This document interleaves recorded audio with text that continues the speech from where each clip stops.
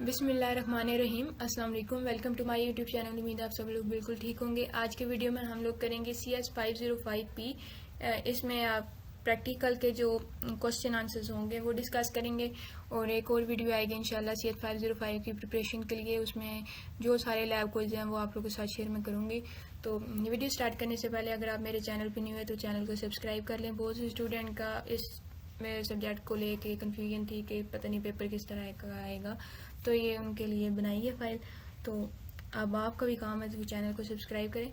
तो video start करते हैं। फर्स्ट जो हमारे पास क्वेश्चन है वो है benefit of type 2 hypervisor. Type 2 hypervisor के क्या बेनिफिट हैं? तो ये easy to install and on an existing operating system की इजीली इंस्टॉल हो जाता है आपके एग्जिस्टिंग ऑपरेटिंग सिस्टम में। Suitable for software development and testing. ये सूटेबल होता है सॉफ्टवेयर के डेवलपमेंट में और उसकी टेस्टिंग में। ये सपोर्ट करता है multiple operating system on a single host. ये एक मल्टीपल ऑपरेटिंग सिस्टम को सपोर्ट करते हैं एक सिंगल होस्ट पे। इसमें कॉस्ट इफेक्टिव होती है फॉर स्मॉल स्केल यूज़ के लिए। गुड होता है पर्सनल एंड एजुकेशन पर्पज़ के लिए। तो ये बेनिफिट है टाइप 2 हाइपरवाइजर के। नेक्स्ट जो हमारे पास क्वेश्चन है वो है reason to use visualization. Visualization को हमें क्यों यूज़ करना चाहिए? तो रिसोर्स, एक तो फर्स्ट इसका है कि इसमें रिसोर्स ऑप्टिमाइजेशन होती है। ये एफिशिएंट होता है यूज़ करने के लिए यूज़ ऑफ हार्डवेयर रिसोर्सेज। ठीक है, हार्डवेयर रिसोर्सेज को एफिशिएंटली यूज़ कर सकते हैं। इसमें कॉस्ट सेविंग होती है कि जो ये रिड्यूस करता है हार्डवेयर की कॉस्ट को और मेंटेनेंस की कॉस्ट को। उसके बाद स्केलेबिलिटी की इजीली स्केल हो सकता है अप और डाउन एज नीडेड। उसके बाद इसमें सिक्योरिटी होती है कि यानी कि आइसोलेट करता है एप्लीकेशंस को और प्रिवेंट करता है कि वायरसेस के सेपरेट को। उसके बाद डिजास्टर रिकवरी इनेबल करता है quick system recovery and backup को। तो ये रीज़न होंगी हमारे पास वर्चुअलाइजेशन की। उसके बाद बेनिफिट्स हैं वर्चुअल मशीन्स के। तो वो हमारे पास हार्डवेयर की इंडिपेंडेंस आ जाती है। Virtual machines can run on any host machine. के जो वर्चुअल मशीन है वो हमारे किसी भी होस्ट मशीन पे रन कर सकती है। इसमें multiple operating system and one machine होती है कि ये डिफरेंट ऑपरेटिंग सिस्टम को रन करता है सिमिल्टेनियसली। उसके बाद नेक्स्ट हमारे पास इसमें सिक्योरिटी और आइसोलेशन होती है कि जो ईच वर्चुअल मशीन होती है वो ऑपरेट इंडिपेंडेंटली करती है और रिड्यूस सिक्योरिटी रिस्क और सिक्योरिटी रिस्क को रिड्यूस कर देती है।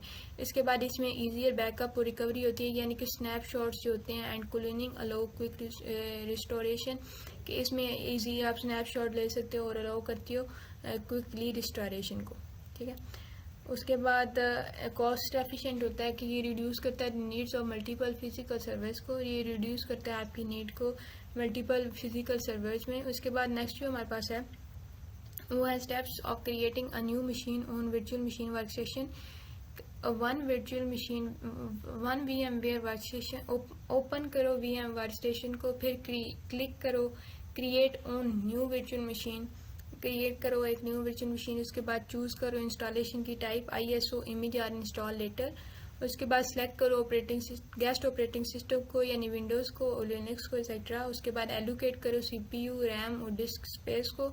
फिर कन्फिगर करो नेटवर्क की सेटिंग को और फिर finish and start the virtual machine. Finish करो और स्टार्ट करो वर्चुअल मशीन को। तो ये स्टेप्स हैं जब एक आप न्यू मशीन क्रिएट करते हो VMware वर्क स्टेशन पे। उसके बाद हमारे पास नेक्स्ट है टेबल यानी कि कंटेनर वर्चुअल मशीन। तो match the term to category. तो ये आपके पास जो आगे नाम है ये यूज़र वर्चुअल ये आपको गिवन थे तो आपने बताना था ये कि वर्चुअल मशीन के रिलेटेड है, ये कंटेनर के रिलेटेड है। तो वर्चुअल मशीन के रिलेटेड क्या है कि यूज़ करता है हाइपरवाइजर को। इसमें इंक्लूड होता है ऑपरेटिंग सिस्टम। ये हैवियर होता है, ये take more time to boot. ये बहुत ज़्यादा टाइम लेता है एक सिस्टम को बूट करने के लिए। उसके बाद कंटेनर है, ये यूज़ होता है कंटेनर इंजन करता है। उसमें शेयर ऑपरेटिंग सिस्टम कर्नल होता है। ये लाइट वेट होता है और फास्ट इसका स्टार्टअप होता है। तो ये आपका डिफरेंस भी हो गया। उसके बाद हमारे पास फिजिकल डाटा सेंटर लेबलिंग थी। तो सर्वर कौन से होते हैं? वो फिजिकल मशीन्स रनिंग एप्लीकेशन होते हैं। नेटवर्क स्विचेस कौन सी होती हैं? ये कनेक्ट करती हैं डिफरेंट डिवाइसेस को। स्टोरेज डिवाइसेस जो होती हैं वो हमारे पास हार्ड ड्राइव्स होती हैं, SAS होती हैं। उसके बाद पावर सप्लाई क्या होते हैं? ये UPS होते हैं और बैकअप पावर्स होती हैं इसमें। उसके बाद कूलिंग सिस्टम होता है, ये मेंटेन करता है टेम्परेचर को। तो ये भी आपने इनके सिस्टम के प्रोसेसेस के नेम याद कर लेने हैं। उसके बाद है नो एसक्यूएल डाटाबेस। तो नो एसक्यूएल डाटाबेस स्टोर करता है डाटा को एक नॉन रिलेशनल फॉर्मेट के अंदर and are use for handling large scale unstructured and semi structured data. और ये हैंडल करते हैं आपके लार्ज स्केल अनस्ट्रक्चर्ड और सेमी स्ट्रक्चर्ड डाटा को। They include key values in document base, मतलब इनमें की वैल्यूज होती हैं जो कि डॉक्यूमेंट बेस होती है, कॉलमनर्स होते हैं और ग्राफ डाटाबेस होते हैं। अब इसकी एग्जांपल में हमारे पास मोंगो डाटाबेस आता है, कैसेंड्रा आ जाता है, कोस्टडीबी आ जाता है और रेडिक्स आ जाता है। उसके बाद जो नेक्स्ट हमारे पास क्वेश्चन है वो हमारे पास है reasons to use virtualization. Virtualization को हम कैसे यूज़ करते हैं, क्यों यूज़ करते हैं, रीज़न उसके बताएं। तो वो हमारे पास एक तो इसके रिसोर्स ऑप्टिमाइजेशन की, ये मैक्सिमाइज करता है हार्डवेयर की यूटिलाइजेशन को, ये कॉस्ट सेविंग होता है, ये रिड्यूस करता है आपकी हार्डवेयर की और मेंटेनेंस की कॉस्ट को। स्केलेबिलिटी और फ्लेक्सिबिलिटी होती है क्योंकि इजीली स्केल हो जाता है और रिसोर्सेज की नीडेड के मुताबिक। उसके बाद इसमें सिक्योरिटी इंप्रूव्ड होती है, यानी कि isolate application to prevent breaches. उसके बाद डिजास्टर रिकवरी की, इसमें क्विक बैकअप और रेस्टोरेशन होती है। उसके बाद नेक्स्ट जो हमारे पास क्वेश्चन है वो बेनिफिट ऑफ वर्चुअल मशीन है। तो फर्स्ट है ये हार्डवेयर इंडिपेंडेंस होता है। ये virtual machine run on any host of machine, कि वर्चुअल मशीन किसी भी होस्ट ऑफ मशीन पे रन कर सकती है। उसके बाद रन मल्टीपल ऑपरेटिंग सिस्टम, ये सपोर्ट करता है डिफरेंट ऑपरेटिंग सिस्टम को ऑन वन मशीन, एक सिंगल मशीन पे। उसके बाद सिक्योरिटी एंड आइसोलेशन होती है, ये प्रिवेंट करता है आपके सिस्टम को क्रैश होने से एंड मालवेयर के सेपरेट से, मतलब वायरसेस के सेपरेट से। उसके बाद इसमें इजी बैकअप और रिकवरी आती है। और इसमें सिक्योरिटी और आइसोलेशन होती है, ये प्रिवेंट मतलब इजी बैकअप रिकवरी में ये स्नैपशॉट इनेबल करता है और क्विक रिस्टोरेशन होती है। उसके बाद कॉस्ट एफिशिएंट होता है कि ये नीड के मुताबिक आपकी जो मल्टीपल फिजिकल सर्वर को यूज़ करता है, रिड्यूस करता है। उसके बाद मेन पर्पस क्या है नेटवर्क वर्चुअलाइजेशन का। तो नेटवर्क वर्चुअलाइजेशन आपकी क्रिएट करती है वर्चुअल नेटवर्क कंपोनेंट, जिसमें हमारे पास स्विचेस होते हैं, राउटर्स होती हैं, फायरवॉल्स होते हैं, using software making network more flexible, scalable and secure. इसके ज़रिए आपका जो नेटवर्क होता है वो फ्लेक्सिबल भी हो जाता है, स्केलेबल भी हो जाता है और सिक्योर भी हो जाता है। ये अलाउ करता है आपके मल्टीपल वर्चुअल नेटवर्क को कि वो एक सिंगल फिजिकल नेटवर्क पे रन कर सकते हैं विदाउट इंटरफेरेंस। अब की बेनिफिट इसके क्या है कि ईजियर नेटवर्क मैनेजमेंट होती है, इसमें फास्टर प्रोविजनिंग होती है न्यू नेटवर्क्स की, बेटर सिक्योरिटी एंड आइसोलेशन होती है, cost saving on physical infrastructure भी इसमें आ जाती है। उसके बाद जो नेक्स्ट हमारे पास क्वेश्चन है वो है व्हाट इज़ वर्चुअल मशीन। तो virtual machine is a software based simulation of a physical computer that runs on an operating system, कि एक ऐसी वर्चुअल मशीन जो कि सॉफ्टवेयर बेस्ड सिमुलेशन प्रोवाइड करती है फिजिकल कंप्यूटर को जो रन होती है ऑपरेटिंग सिस्टम पे एंड एप्लीकेशन इंडिपेंडेंटली। इसमें हम वर्चुअलाइज रिसोर्सेज का यूज़ करते हैं, जैसे कि V CPU, V RAM, V disk instead of physical hardware. इसमें हम वर्चुअलाइज रिसोर्सेज का यूज़ करते हैं, फिजिकल हार्डवेयर का यूज़ नहीं करते। उसके बाद है what is virtual switch in Hyper-V. Virtual switch in Hyper-V is a software-based network switch that allow virtual machines to communicate with each other and the physical network. Virtual switch Hyper-V में एक ऐसा software based network है जो आपको allow करता है virtual machines को कि वो कम्युनिकेट करे ईच अदर, एक दूसरे के साथ एंड द फिजिकल नेटवर्क। अब इसमें जो टाइप्स हैं वर्चुअल मशीन्स की वो है एक्सटर्नल वी स्विच और इंटरनल वी स्विच। जो एक्सटर्नल वी स्विच होता है ये कनेक्ट करता है वर्चुअल मशीन्स को फिजिकल नेटवर्क के साथ, और इंटरनल जो होता है ये कनेक्ट करता है virtual machines with each other and the host operating machine. तो ये दो इसकी टाइप्स होगी। थर्ड जो हमारे पास इसकी टाइप है वो प्राइवेट वी स्विच है, ये कनेक्ट करती है आपके वर्चुअल मशीन्स को with in the same Hyper-V host.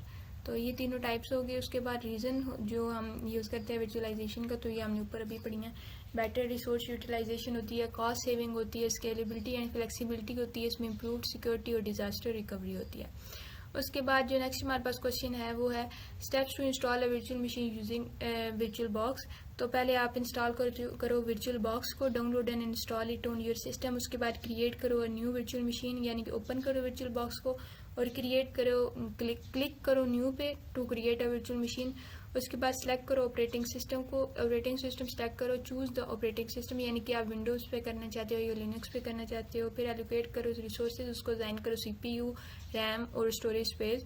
उसके बाद आप उसको इंस्टॉल कर लो, load and operating system ISO file and complete operating system installation. तो ये स्टेप्स हो गए। उसके बाद नो एसक्यूएल डाटाबेस के एग्जांपल क्या है, मोंगोडीबी ये डॉक्यूमेंट बेस्ड होती है, कैसेंड्रा ये कॉलम बेस्ड होता है, रेडिक्स ये की वैल्यू स्टोर होती है इसमें, कोश डीबी ये डॉक्यूमेंट बेस्ड होता है।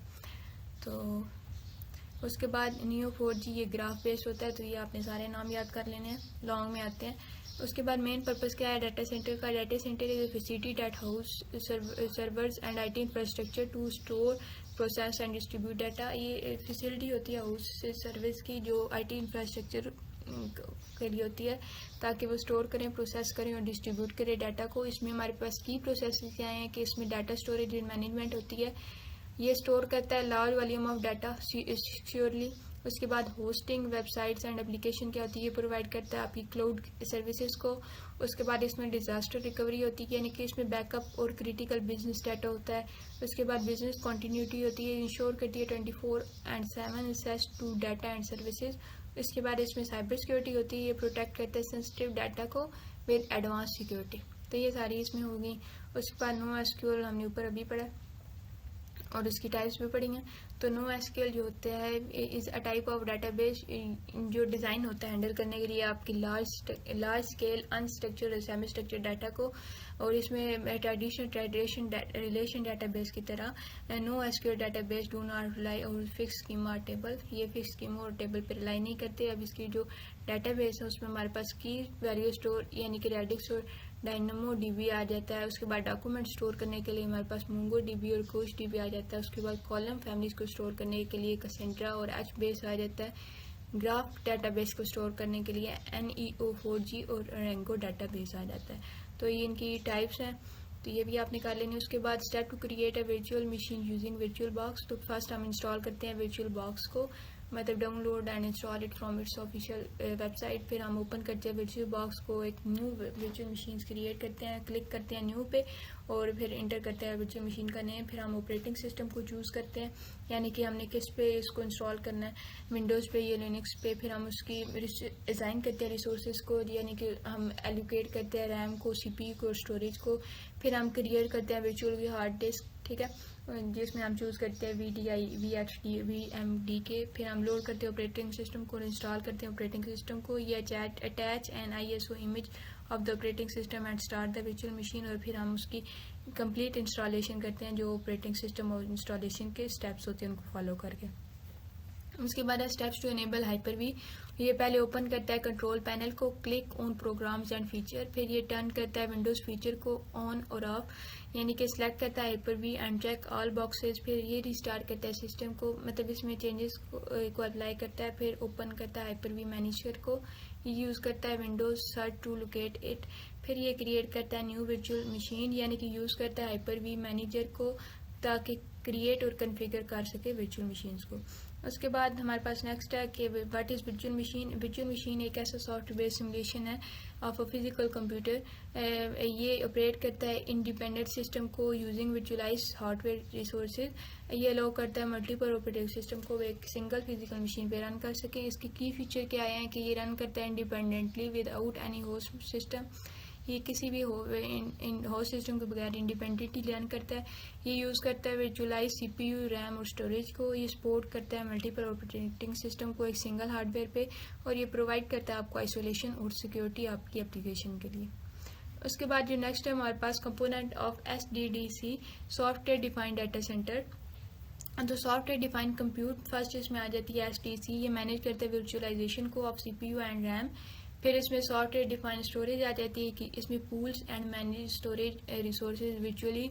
उसमें नेक्स्ट हमारे पास है सॉफ्टवेयर डिफाइंड नेटवर्किंग SDN, ये कंट्रोल करता है आपके नेटवर्क के इंफ्रास्ट्रक्चर को यूजिंग सॉफ्टवेयर। उसमें इसके बाद ऑटोमेशन एंड और एक स्टेशन आ जाती है, ऑटोमेट करता है आपके IT प्रोसेसेस को। उसके बाद सिक्योरिटी एंड कंपाइलेंस आ जाती है, इंश्योर करती है डाटा की प्रोटेक्शन को एंड SS के कंट्रोल को।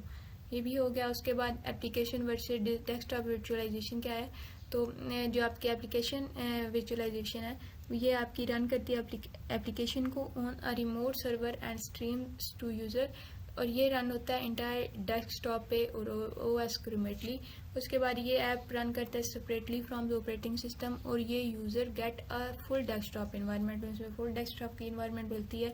ये यूज़ होता है रनिंग को इंडिविजुअल ऐप्स को रिमोटली, और ये प्रोवाइड करता है फुल विजुअलाइज डेस्कटॉप्स को।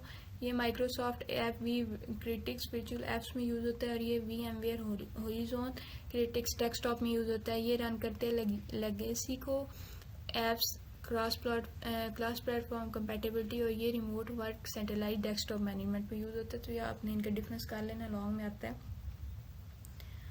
तो यहाँ पर आपकी फाइनल टर्म की प्रिपरेशन ख़त्म हो जाती है। उम्मीद है आपको वीडियो अच्छी लगी होगी। Best of luck for your papers. दुआओं में लाजमी याद रखिएगा और चैनल को लाजमी सब्सक्राइब कीजिएगा। अल्लाह हाफिज़।